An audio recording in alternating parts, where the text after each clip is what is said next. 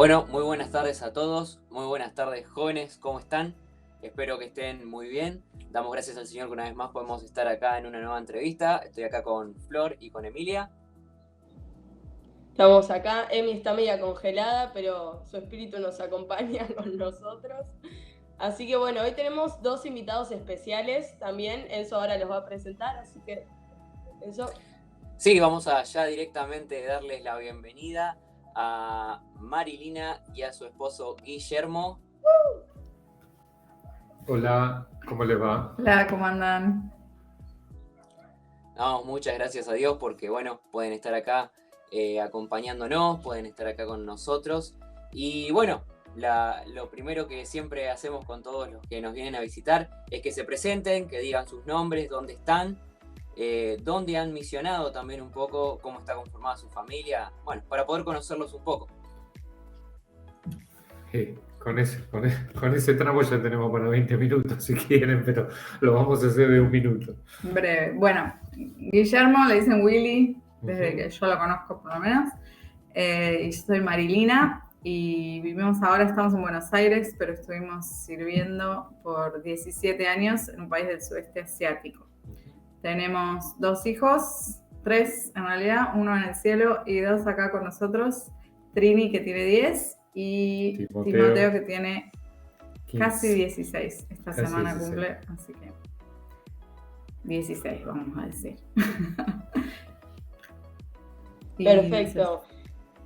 Bien, una de las preguntas que nosotros les hacemos generalmente es cómo fue el llamado. Y por eso queremos que nos cuenten qué hacían antes de tener ese llamado a ir a este lugar puntual y qué hacen también ahora, ¿no? Que volvieron de este lugar. ¿Cómo fue todo ese periodo? Extiéndanse lo que ustedes quieran, no hay ningún problema. El llamado, chan. ¿Tenés un llamado misionero? Yo tengo un llamado misionero, que en realidad no era las misiones, pero tengo un llamado cuando yo era adolescente, hace mucho tiempo. Nos juntábamos a orar con el grupo de la iglesia en la que íbamos en ese entonces. Todos los lunes a la noche nos íbamos a un lugar que era una biblioteca que tenía la iglesia, y orábamos y compartíamos la palabra, y mientras estábamos orando, el Señor me dijo: yo quiero que vos te involucres en todo lo que te venga a la mano, en la iglesia, en el trabajo, y aprendas todo lo que puedas, porque un día yo te voy a mandar a otro lugar a aplicar todo lo que aprendiste.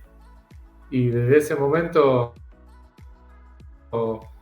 sin saber qué venía, me dediqué a hacer eso. Tenía mi trabajo, yo era técnico electrónico y trabajaba reparando televisores, equipos de audio, de auto. Y hice eso durante 10 años y aprendí muchísimo ahí, lo apliqué en la iglesia mucho. También soy músico, así que en la iglesia me dedicaba a la música en los domingos y los sábados con los jóvenes. Así que seguí al pie de la letra lo que decía, inclusive limpiando el piso los domingos para armar las sillas, porque nuestra iglesia es un salón de usos múltiples, así que se juega toda la semana algún deporte y el domingo a la tarde se limpiaba y se hacía la reunión de la noche. Así que hice exactamente lo que la voz del Señor me dijo, y cuando llegó el momento empezamos a estudiar en un seminario de misiones, y bueno, siguió lo que siguió. ¿Y vos tenés un llamado? ¿O tuviste? Sí, tengo un llamado. Sí, el Señor me habló. Yo siempre, quise servir al Señor y me gustan mucho los idiomas y me gusta mucho estudiar sobre otras culturas, me gusta mucho leer y siempre me interesaba esa parte, ¿no? Como de conocer el mundo y bueno, sumás eso a las ganas de servir al Señor, a mí me tiraban un poco las misiones, muy sin saber qué eran, y más me interesaba como, no sé, me parecía interesante. Pero bueno, después empecé a aprender. En esa época nosotros no conocíamos ningún misionero en vivo, ¿no? Eran todos que habíamos leído, pero no conocíamos a nadie. Y nuestra iglesia tampoco apoyaba a ningún misionero en esa época, así que era todo medio loco. Pero bueno, me interesaba y tenía como esa idea de decir, bueno, si Dios quiere que yo haga algo misionero, me gustaría. Pero cuando nos pusimos de novio, lo cuento esto porque es reunión de jóvenes, entonces tanto poniendo de novio, me gusta esta historia, pero yo ya que ahí tenía como más definido, digo, yo quiero ser misionera y no me voy a poner de novio con uno que no quiere ser misionero, no va. Entonces, Willy, no sé, me invitó a salir y yo le pregunté, pero antes de que salgamos, ¿vos querés ser misionero? Y Willy me dijo que no. Y yo, chao. Pero me dijo otra cosa, me dijo, yo no quiero ser misionero, yo quiero servir al Señor. Y para mí eso fue como, tremendo. Claro, porque yo quería ser misionera, pero la idea no es ser misionera por el ser misionero, porque, ay, qué copado, me fui a vivir a otro país o hablo otro idioma, yo qué sé, sino la idea es el motivo, el motor del misionero es el amor al Señor y el servicio al Señor y querer compartir su palabra. Y para mí eso fue... bueno, igual nos pusimos de novios igual, pero no, para mí fue como un parate y pensar que realmente ¿qué quiero yo? Quiero servir al Señor donde el Señor me lleve y si el Señor me dice quédate acá y sí, fue un proceso de decir Señor, lo que quiero es servirte, usame en lo que sea, si es en quedarme acá en Argentina, servirte trabajando, lo que sea, vamos por ahí. Pero si vos querés usarme en las misiones, me anoto, me encanta. Así que con eso nos pusimos de novio, estuvimos bastante de novio y después nos casamos. En 1995. Una pequeña anécdota o historia que a mí me ayudó mucho cuando la escuché. Al principio, antes de salir de misionero, estábamos visitando iglesias para levantar sostén, que se llamaba en ese momento. Y estaba Luis Palau predicando en esa iglesia. Y entonces Luis cuenta la historia de que Luis estaba en la casa, ¿viste? El Señor ya él leía mucho la palabra y la mamá lo veía, que estaba todo el día orando y leyendo. Y la mamá le pregunta, ¿y Luis qué estás esperando para salir? Y Luis le dice, que el Señor me llame. Y la mamá lo mira y le dice, pero el Señor ya te llamó hace 2000 años. No sé por qué estás esperando el llamado. Y realmente cambió la visión de Luis y los que conocen el trabajo, Luis ya falleció, que hizo él, saben bien del impacto que logró. Así que quizás esa simple conversación con la mamá generó un movimiento que impactó a toda Latinoamérica y el mundo también. Así que hay que estar listos para escuchar la voz del Señor, pero el problema es que la voz del Señor ya salió hace 2000 años, o 5000 o 6000 años, por toda la tierra salió su voz y se escuchó. Sí, así que a veces hablamos del llamado, pero no queremos hiper espiritualizar el llamado, porque el llamado es para todos y donde sea que estemos. Pero bueno, a nosotros Dios nos pidió o nos fue guiando más paulatinamente. Tampoco nunca te cae un rollo con decir vos vas a este país y haces tal cosa, sino que el Señor va abriendo puertas y uno en obediencia las va cruzando, va siguiendo.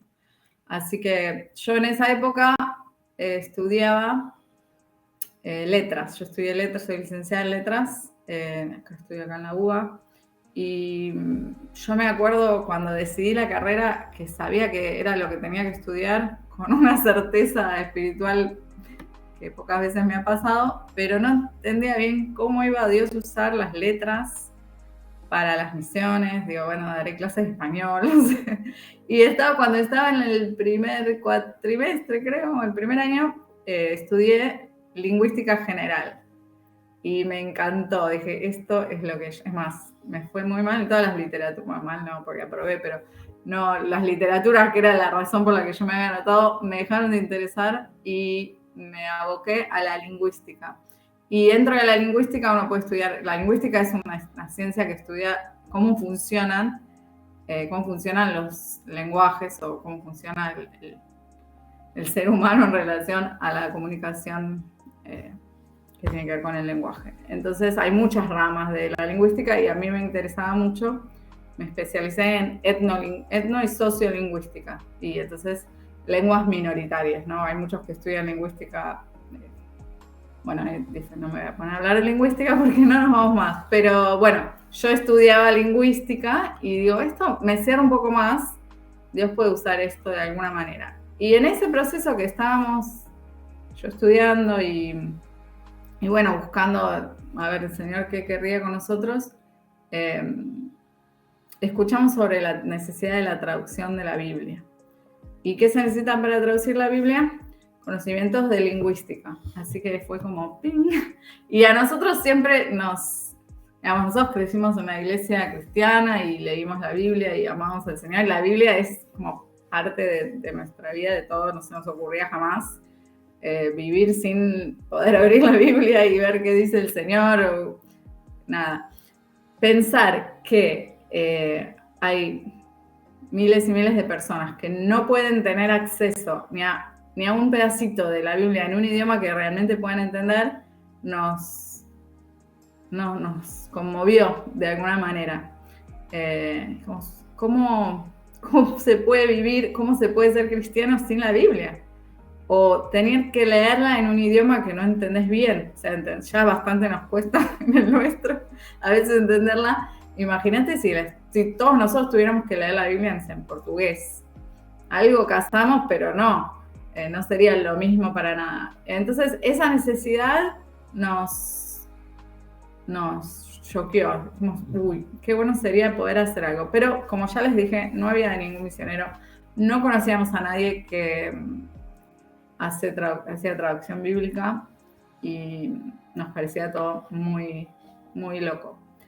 En esa época tampoco había mucha internet, recién como que empezaba, ¿no? La internet. Me acuerdo que en mi casa todos teníamos el mismo email, mi papá, mi mamá, yo todos, porque era como una novedad total, el teléfono conectado con la computadora, bueno, otras épocas. Pero bueno, ahí busqué en internet y encontré una agencia que se llama Wycliffe, en Estados Unidos, que hacía traducción de la Biblia, que yo ya había escuchado hablar, así que medio que la googleé. Y no la googleé, en esa época usábamos Yahoo, pero bueno, otro tema.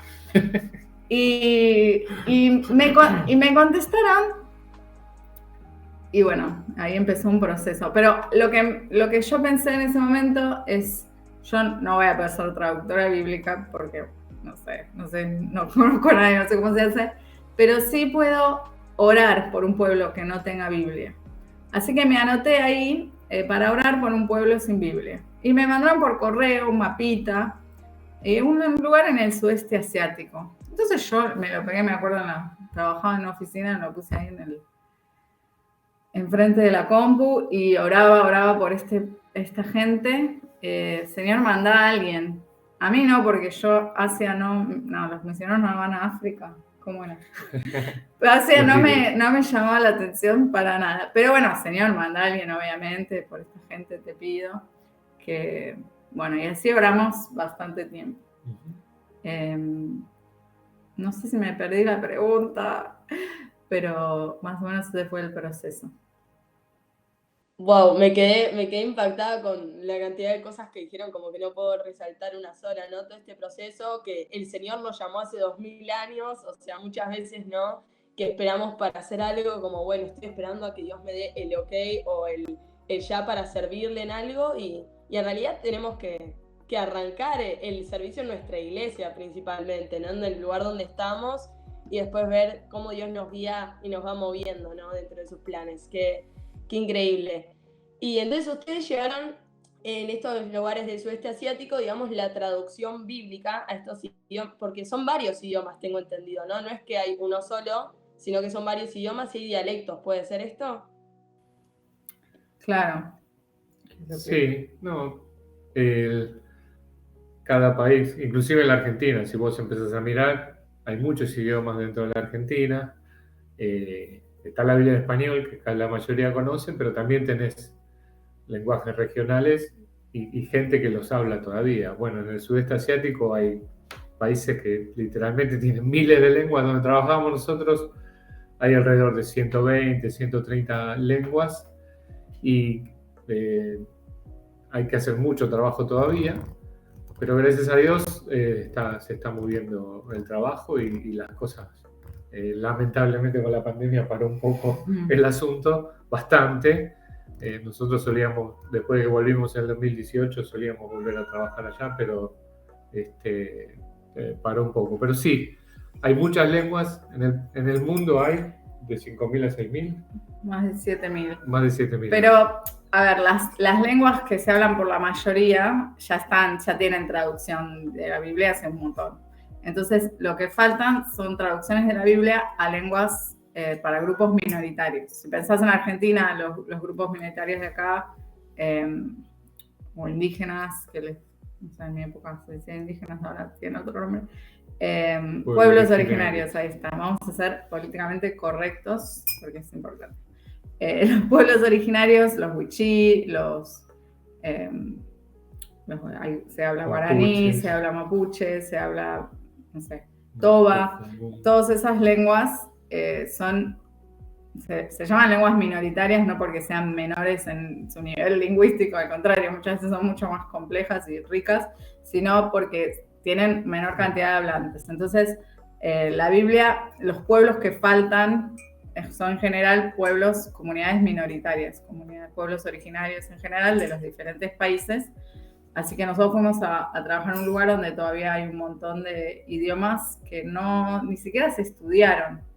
Como lingüista es como el paraíso del lingüista, porque acá, claro, tenés que estudiar español, incluso si te pones a estudiar wichí, hay un montón de gente estudiando eso, pero allá casi nada. Así que todo lo que nosotros escribíamos, la gramática, un artículo, yo qué sé, trabajos de investigación, era todo novedoso. Así que eso estaba bueno también. Porque Dios sigue usando lo que nosotros sabemos y estudiamos y somos. Eso es lo que el Señor te dio, eso es lo que el Señor quiere usar. No te va a llamar a hacer algo que no te gusta o no tenés ni idea cómo se hace. Entonces, en ese sentido, no solo tradujimos la Biblia, sino que pudimos hacer un montón de cosas que tienen que ver con el desarrollo lingüístico de estos pueblos.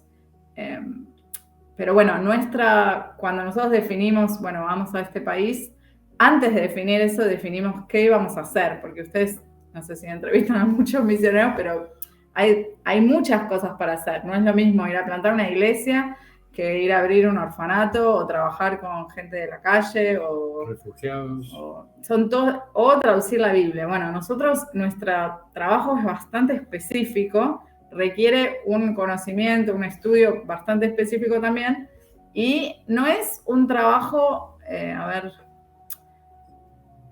no sé si decirlo que no es evangelístico, pero bueno, sí, nosotros no estábamos ahí predicando, nosotros estábamos ahí asistiendo a la iglesia local para que ellos puedan tener la Biblia y para que con eso ellos puedan predicar, evangelizar, hacer discipular, plantar iglesias, lo que hacemos todos nosotros con la Biblia. Entonces, la tarea de la traducción bíblica dentro de lo que es misiones es una tarea que está en servicio de la iglesia local. Ahora, obviamente, si no hay una iglesia local, que pasa en muchos lados, bueno, ahí tenés que conseguir un equipo de traductor que no son cristianos y bueno, es otro proceso. Eso pasa también, pero donde nosotros estábamos ya había una iglesia establecida e incluso ellos ya querían traducir la Biblia, pero no sabían cómo. Entonces nosotros nos pusimos al lado de ellos y los ayudamos. Así que eso fue un poquito el proceso para llegar ahí. Empezamos orando por ese país y cuando nos dijeron, bueno, ¿a dónde quieren ir? No teníamos ni idea, Nos daba más o menos lo mismo todo y preguntamos ahí donde habíamos estado orando, es un país del sudeste asiático, y nos dijeron, sí, vengan, hay mucha necesidad, así que de orar por el país terminamos viviendo ahí casi 20 años. Así que ojo con lo que oran, es mi moraleja. No se pongan a orar así, a tontas y a locas. Claro, hay que tener cuidado con las oraciones. Bien, y ustedes ahora están acá en Argentina hace 4 años más o menos. Uh-huh. Y siguen ayudando en la traducción desde acá, ¿no? Sí. Claro, nosotros terminamos un proceso creo que la traducción ha llevado 12 años. Del Nuevo Testamento. Del Nuevo Testamento, sí, en uno de esos idiomas. Mientras ahí hacíamos otras cosas y trabajábamos con otros idiomas, pero en términos de traducción bíblica, trabajamos con este idioma, con un equipo de traductores locales, porque en realidad los que hablan bien el idioma son ellos. Nosotros ayudamos con todo lo que es teoría de traducción, es decir, cómo hacemos para traducir, no sé, nieve, que acá no nieva, o cosas más complejas como santificación o, no sé, gracia, bueno, todo eso o cosas que tienen que ver más con la estructura de la lengua, los ayudamos con la exégesis, que esto quiere decir que los ayudamos a entender lo que dice el pasaje de la Biblia para que la traducción sea fiel a lo que dice. Pero bueno, los que conocen bien la lengua son los traductores locales. Así que hicimos eso por todos casi estuvimos semanas en este país. Sí. Estuvimos en este país como 17 años y muchos de esos haciendo traducción. Así que cuando nos tuvimos que volver, por cuestiones familiares que tienen que ver con la educación de los chicos y eso, pensamos ¿qué hacemos ahora, no? Porque con toda esta experiencia podíamos volver y buscarnos otro trabajo, pero nuestra iglesia nos animó también a que sigamos usando esta experiencia para bendecir a otros, aunque vivamos en Buenos Aires. Así que se complicó un poco, como decía Willy, con la pandemia, pero nuestro trabajo ahora es como consultores en traducción bíblica. Entonces, cada vez que un equipo traduce algo, eso tiene que pasar por una serie de chequeos para asegurarnos de que esté bien traducido, de que sea fiel al original, de que se entienda. Y uno de esos chequeos es el que hace un consultor. Entonces, nosotros como consultores ahora trabajamos con otras traducciones, otros grupos que están traduciendo. Chequeamos con mucho detalle todo lo que ellos tradujeron, que en general lo vuelven a traducir a un idioma que nosotros podamos entender. Y bueno, y vamos haciendo preguntas acá, que esta palabra se entiende. Después chequeamos con gente de la comunidad, a ver si ellos que están entendiendo. Bueno, ese trabajo, y después finalmente, cuando resolvemos todas las cosas que surgen, que van surgiendo, somos los que autorizamos, digamos, para que esa traducción se pueda publicar y bueno, pueda llegar a la gente. Así que ese es nuestro trabajo ahora. Acá interrumpo un cachito. Hablo un cacho yo porque si no Flora habla mucho y nos cansamos. Los que hablamos mucho somos nosotros. Pero nosotros queremos escucharlos a ustedes, justamente. Así que está perfecto que hablen. Me parece muy interesante porque, a ver, cuando hablamos de misioneros en general, sea de donde sean, cuando hablamos de misioneros actuales y misioneros que leemos las historias, es como que es algo nuevo pensar en un misionero que fue a misionar por poder traducir la palabra. Porque justamente mencionábamos antes, qué loco una comunidad cristiana, cristianos que no tengan la palabra, que no tengan del alimento espiritual, que es lo que necesitamos, ¿no? Y eso, perdón, te interrumpo un cacho, sobre todo que hay libros de misioneros que fueron a distintos lugares a traducir, pero eso fue hace muchísimo tiempo y uno pensaría que en el día de hoy la Biblia está en todos los idiomas, pero la realidad no es así. Hay, como decían, lenguas minoritarias que aún no tienen su traducción. Sí, perdón, puedes seguir. Está perfecto lo que dijiste. Pero también algo que recién pensaba y algo con lo que recién estaban hablando, porque por lo que tengo entendido estas comunidades a donde ustedes fueron, todavía no tenían la palabra, todavía no habían leído la palabra. ¿Hubo alguna barrera con respecto a lo que, digamos, ustedes estaban traduciéndole, que dijeron, che, esto dice la Biblia? Es como que, digamos, ¿hubo algún tipo de barrera, tal vez cultural, podríamos decir, allá en donde estuvieron haciendo estas traducciones? Interesante. A ver, si bien no estaba la Biblia, la iglesia estaba establecida, entonces se predicaba en otra lengua y la gente escuchaba. En el lugar donde nosotros trabajamos, la mayoría era católico. Entonces, no solo era una barrera idiomática, sino que nosotros, al no ser católicos, tuvimos que aprender a trabajar con católicos y no solo católicos, eran católicos asiáticos, que también tienen su subcultura, ¿no? Así que la mayor barrera, si voy a ser sincero, más allá de lo cultural normal que uno puede tener con gente de otro país, también fue el ser de diferentes formas de pensar. Y por ejemplo, ustedes saben que los católicos enfatizan mucho a María. Entonces la traductora principal sería la que más trabaja en el sentido de traducción, es la que se sienta en la computadora. Básicamente terminamos de traducir los evangelios y la mira a Marilyn y le dice: esto es todo lo que dice acerca de María, la Biblia, porque ustedes saben que la Iglesia Católica genera alrededor de María muchas cosas que son basadas en la tradición y no en la Biblia.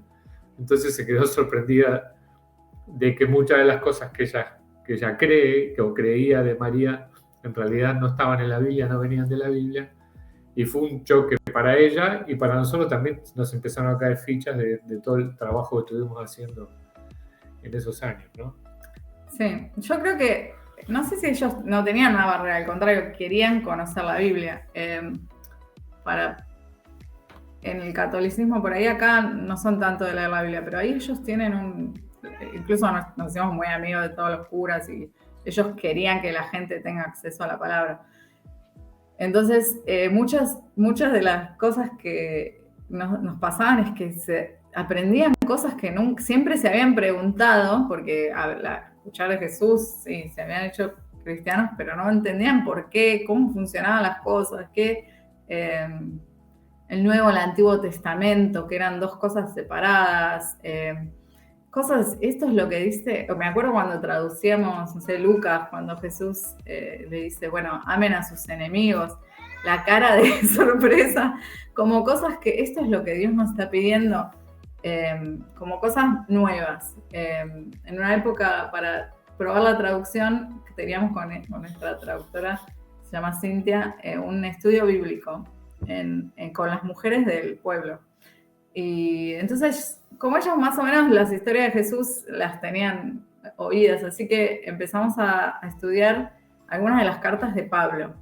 No tenían, una me dice, Pablo, yo pensé que era el Papa Juan Pablo. No, o sea, como un anacronismo, un problema.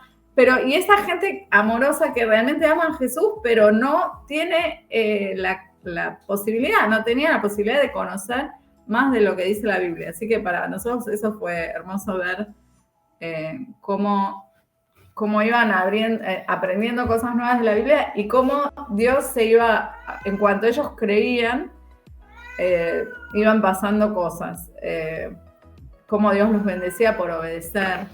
Bueno, para nosotros fue hermoso ver cómo ellos iban creciendo en su fe,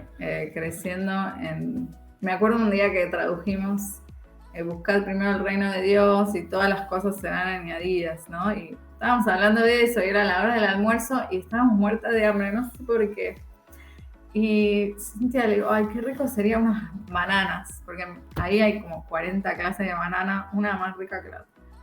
Y estábamos ahí sentadas, nada, fue un comentario. Y viene una señora que trabajaba ahí con unas bananas. Y dice, chicas, ¿quieren unas bananas?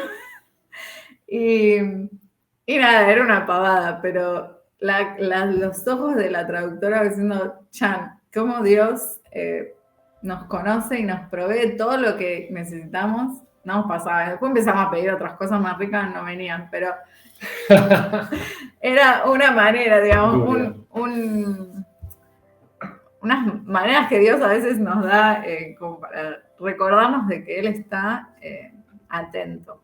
Otra cosa que nos pasó es que ellos vienen de una cultura animista, que, digamos, su religión tradicional es el animismo, y en este caso todo gira alrededor del cultivo del arroz. Y entonces ellos tienen que darle como ciertos sacrificios al Dios, al espíritu, no al Dios, al espíritu del arroz, para que cada cosa inanimada, digamos, tiene un espíritu que hay que medio aplacar para que no se retobe y te haga algo en la cosecha. Bueno, eso cuando ellos se aceptan el cristianismo,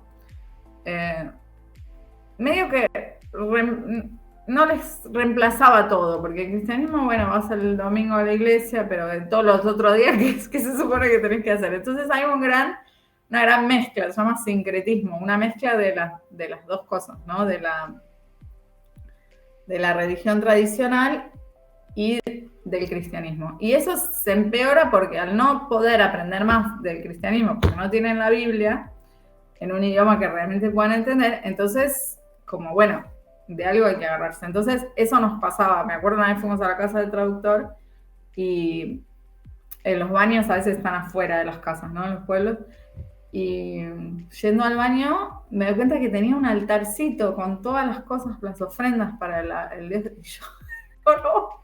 Y este era el primer, digamos, el más importante de los traductores. No sé, por ahí lo puso la esposa. La esposa la esposa era. Pero bueno, nos dio un poquito de... bueno, así que no sabíamos bien cómo. Y una vez estábamos traduciendo, varias veces nos pasó esto. Teníamos que traducir, por ejemplo, cuando estamos hablando en los evangelios de los espíritus, con las personas que están endemoniadas, los demonios. Ellos tienen como una serie de palabras que a veces no es, porque tenés que buscar una que sea espíritu, pero que sea malo y que, digamos, bueno, entonces estábamos trabajando un poco comparando la cosmovisión de ellos con la de la Biblia y qué palabras podíamos usar. Y esa noche todos tuvieron como algún tipo de ataque espiritual. Y después estábamos traduciendo algo que decía en un momento que a Jesús le llaman Belcebú, que es como el nombre del diablo. Y cuando lo mandábamos a imprimir, no se imprimía nada, solo la palabra Belcebú. Ponele, cosas raras. Otra vez me acuerdo que cada vez que traducíamos eso se nos cortaba la luz, pero solamente en nuestra oficina. No se cortaba la luz en ningún otro lado más. Lo aprendíamos y tiqui, de nuevo, pum, se cortaba. Y para ellos, digamos, nosotros ya sabíamos que estábamos en una guerra espiritual, ¿no? Como que estábamos haciendo algo que al enemigo le molestaba y medio que igual te sorprende, pero decís, bueno, es parte. Pero ellos nunca habían vivido esa realidad espiritual tan fuerte. Y creo que lo que el enemigo quería hacer para desanimarlos, al contrario, les abrió los ojos a la realidad espiritual de lo que es querer llevar la palabra, querer llevar el evangelio a un pueblo que está en tinieblas y cómo Satanás no quiere eso, ¿no? Así que ellos se asustaron un poco, pero también estuvo buenísimo para que ellos vieran la realidad de las dos religiones y que había una lucha ahí, que ellos estaban siendo parte de algo grande que Dios estaba haciendo. Wow, increíble. Se me puso la piel de gallina mientras contaban eso, porque qué tremenda experiencia y también para ellos, ¿no? El poder ver y palpar, ¿no?, lo que estaba sucediendo ahí.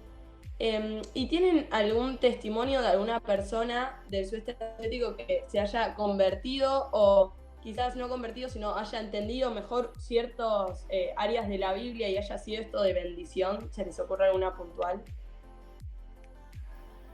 Y los traductores es otra vida para ellos. Es un antes y un después.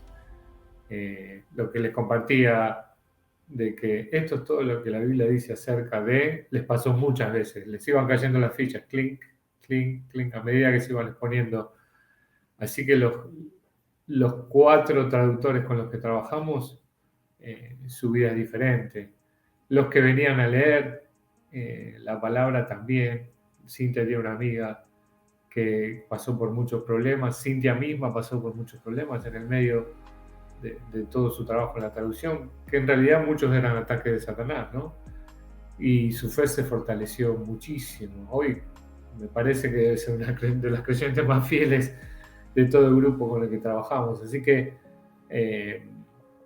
como muchas veces escuchamos, en este caso no es tanto acerca de una decisión de seguir o no a Jesús, sino en cuán profundamente ellos siguieron a Jesús. Y ese es el primer impacto que nosotros pudimos ver, es la vida de ellos siendo impactados. Y yo hasta me animo a decir que muchos de los sacerdotes con los que trabajamos a través de los años fueron mostrando un compromiso con la palabra mucho más profundo. El que nos abrió las puertas para trabajar ahí, Father Jerome, creció mucho en el Señor, porque a él siempre le interesó la traducción de la Biblia, y siempre la promovió y siempre abrió puertas y siempre está comprometido con que la palabra de Dios se proclame en la lengua de ellos. Así que él mismo ha crecido. Yo me acuerdo tener una conversación cuando recién llegábamos ahí en el 2001 con Father Jerome, y lo veía muy sincretista, ¿viste? Y se iba a Tailandia. Y ahora fui en el 2020, antes de que empiece la pandemia, me senté con él y ya no hay más sincretismo en su vida. Es Jesús y nada más. Qué sé yo, para decir, hay mucho que la palabra de Dios hace, inclusive en nuestra vida, no tenés que ir muy lejos. Mirá tu vida, qué sucede cuando vos te expones a la palabra de Dios, y vas a ver que muchas cosas cambian en tu vida. Así que el trabajo de la traducción bíblica muchas veces es para conversión, pero muchas veces también es para darle soporte a la iglesia local y para que la iglesia local crezca, y se ve el crecimiento.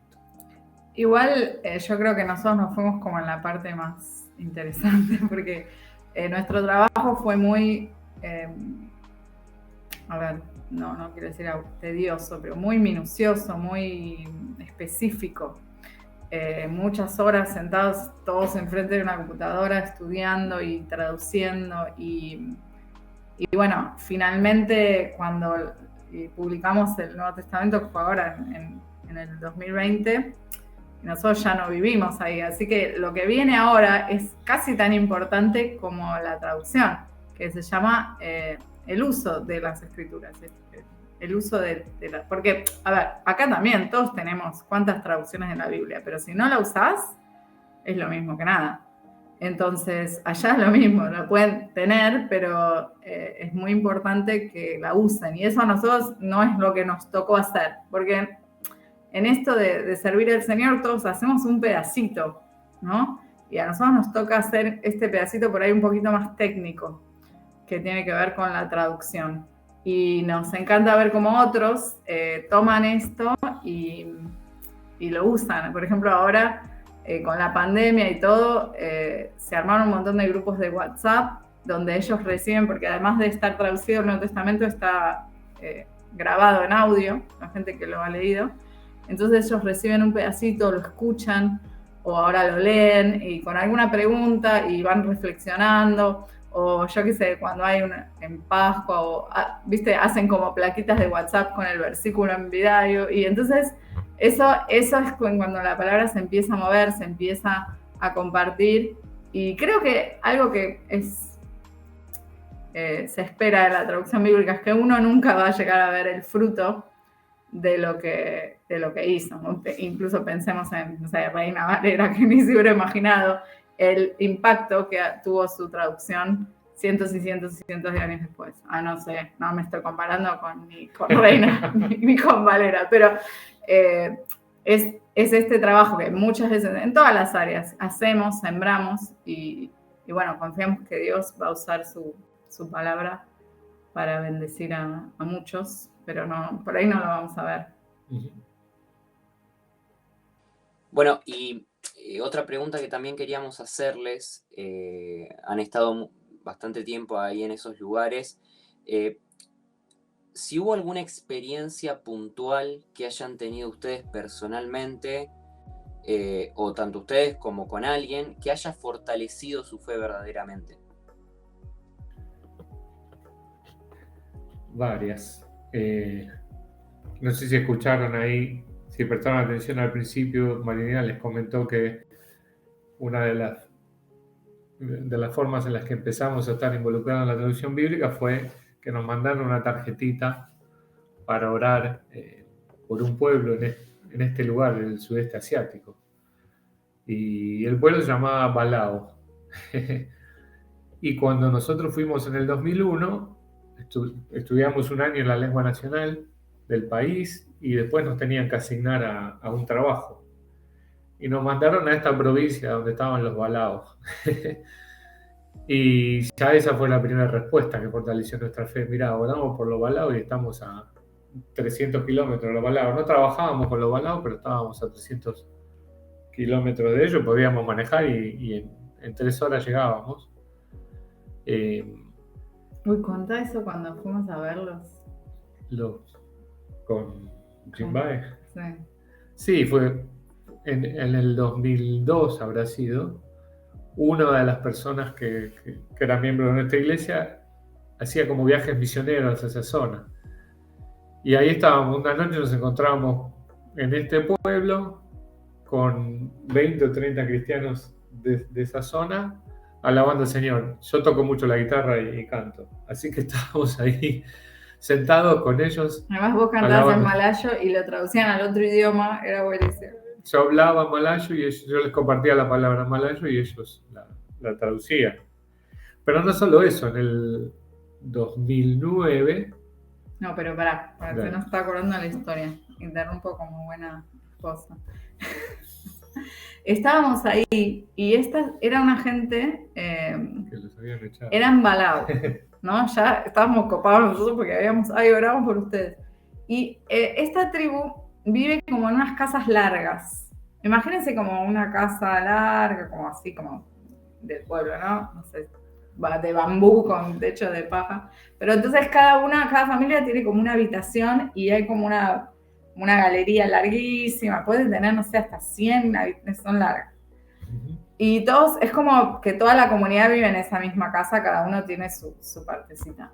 Y tenían una función en la antigüedad que era cuidarse los unos a los otros, porque en la antigüedad los pueblos se atacaban y esos eran los famosos cazadores de cabeza, no reducidores, cazadores de cabeza, donde el trofeo era cortarle la cabeza al enemigo y colgar la calavera en la casa religiosa, le llaman ellos. Donde es más, hoy vas y están las calaveras ahí colgadas, es un bonito. Pero bueno, no cortan más cabezas. Pero bueno, esta gente que estábamos conociendo se había convertido al evangelio y entonces los demás de la casa los habían echado de la casa larga. Chao, se tienen que ir porque nosotros somos animistas y ahí el conflicto espiritual era grande. Así que ellos se habían mudado, tuvieron que hacer una nueva y bueno, eran hiper pobres, pero el gozo que tenían no les importaba haber tenido que dejar su casa ancestral, haberse hecho, además las casas nuevas que se hacían no estaban tan producidas ni nada, eran muy pobres, pero a nosotros nos bendijeron tanto.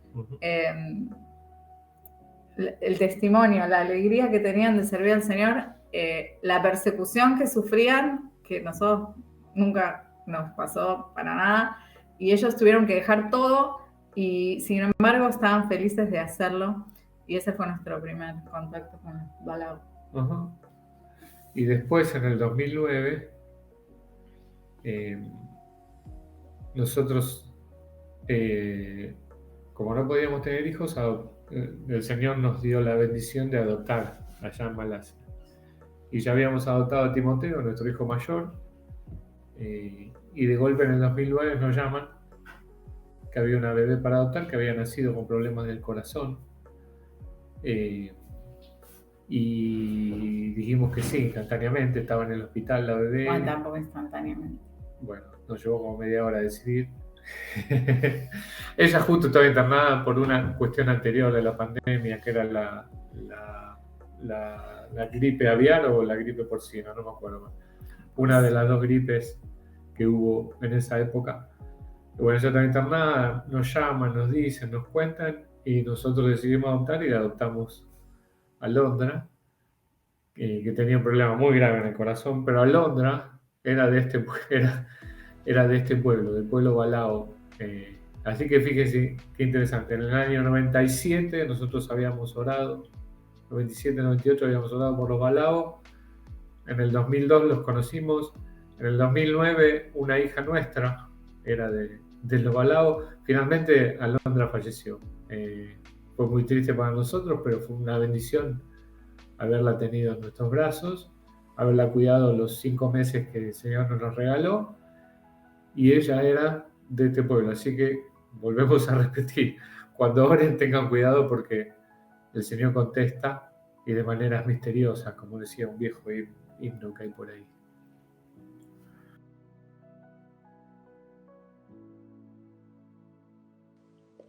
Bien, muy bien, muchas gracias por responder tan completas todas las preguntas, porque me encanta porque a veces yo espero una respuesta y como que hay miles y son muy interesantes. Bueno, ya para ir terminando, para ir cerrando este momento, queríamos preguntarles si tenían alguna motivación por el cual como iglesia, como jóvenes, podemos estar orando por ustedes en esta tarea de la traducción y todo. Sí, oraciones son lo que más valoramos, porque sabemos que por experiencia que Dios las escucha y contesta.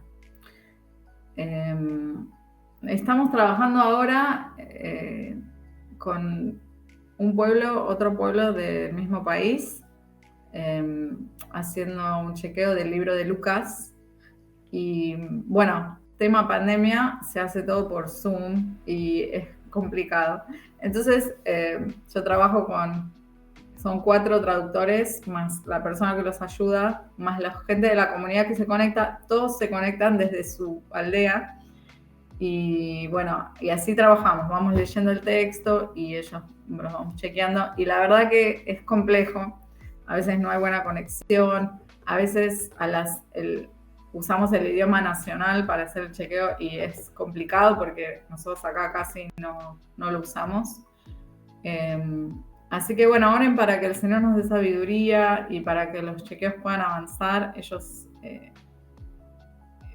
hace poco, digamos, no es un proyecto que tenga muchos años, así que hay un montón de cosas para trabajar, en especial los términos, nosotros llamamos los términos clave o los términos llave, por ejemplo, salvación o gracia o Espíritu Santo, no tienen una buena palabra para Espíritu Santo. Y esas son todas decisiones que tenemos que ayudarlos a tomar y son, la verdad, difíciles, muy difíciles.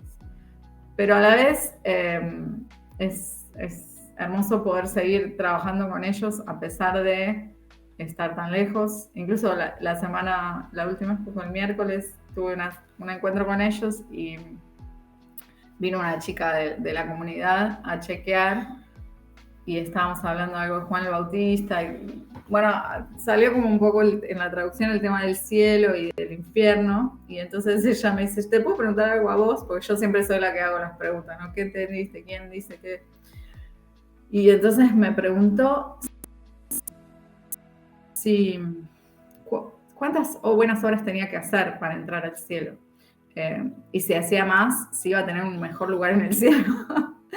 Y bueno, y ahí fue un momento hermoso de poder compartirle el mensaje de salvación y decirle que no importa cuántas buenas obras haga o no haga, que la salvación es por gracia. Y bueno, ella estaba re contenta de escuchar eso y entender un montón de cosas. Incluso los traductores se me empezaron a preguntar.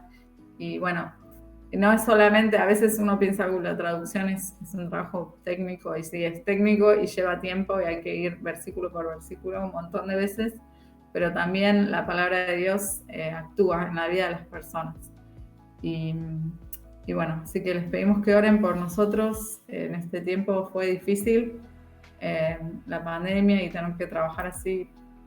Nos gusta mucho ir allá y estar con la gente, los extrañamos un montón. Así que nada, les pedimos que oren para que el Señor nos dé sabiduría. Cada vez se complica más el trabajo. Así que bueno. Sí, en este momento en el país donde nosotros trabajamos están como nosotros estábamos hace 1 año y medio atrás. Están encerrados en sus casas con 20 y pico de 1000 casos por día, no bajan, tienen muchas muertes, están todos asustados y está muy complicado, a pesar de que tienen buena cantidad de vacunas, no funciona y están muy asustados, así que hay que orar por ellos.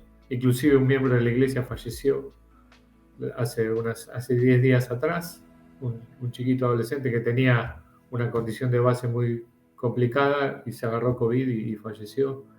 Así que estamos muy tristes por la familia, porque todos lo amábamos a Andrian y la familia es una familia que es un ejemplo, un amor, y muestran a Jesús en todo. Así que orar por ellos. También orar por nuestra familia acá. No es fácil entre la pandemia y todos desafíos que uno vive como una familia tan diversa, es complicado y el Señor sabe bien todo lo que necesitamos, así que oren por nuestra familia, por nuestros hijos, para que Dios los cuide, para que Dios nos cuide a nosotros, y podamos seguir adelante cuidándolos a ellos lo mejor que podamos.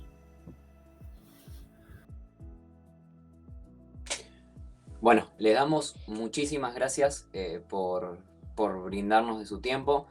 Todo esto lo vamos a retransmitir, obviamente, para que podamos estar orando todos juntos como congregación, acá en la congregación de Pilar. Así que les damos de por sí muchísimas gracias por todo el tiempo que nos han brindado, por poder conocer todo lo que han hecho ustedes, porque bueno, como para nosotros los jóvenes, estamos aprendiendo cada vez más de los misioneros, tanto que han pasado y que leemos historias, pero también de los que están viviendo ahora, porque están viviendo las situaciones actuales, están viviendo esta actualidad que pasa en todo el mundo y bueno, nos ayuda muchísimo y nos hace crecer muchísimo más. Así que les damos muchísimas gracias, que el Señor los pueda seguir bendiciendo y bueno, no sé, Flor, si vos querés decir algo más. No, les íbamos a preguntar si tenían algún consejo para los jóvenes, pero me parece que ya lo respondieron en cada una de las respuestas, fueron dándonos tips de distintas cosas, así que... El de tener cuidado cuando oremos es muy importante, me parece. Sí, Les sí. quedó. No, pero a ver si dejan de orar y nos sale el tiro por la culata. No, oren y esperen que el Señor conteste de maneras mucho mejores de las que ustedes Espera. Muy bien. oren con anticipación, con expectativas grandes, que el Señor hace cosas más grandes de las que nos imaginamos. Ajá. Bueno, muchas gracias por su tiempo, por responder y aconsejarnos todas estas cosas. Así que bueno, para los jóvenes que ahora nos están viendo, saludos para la próxima y nos despedimos. Nos vemos. Nos vemos. Adiós. Gracias. Chao, Hasta saludos. luego.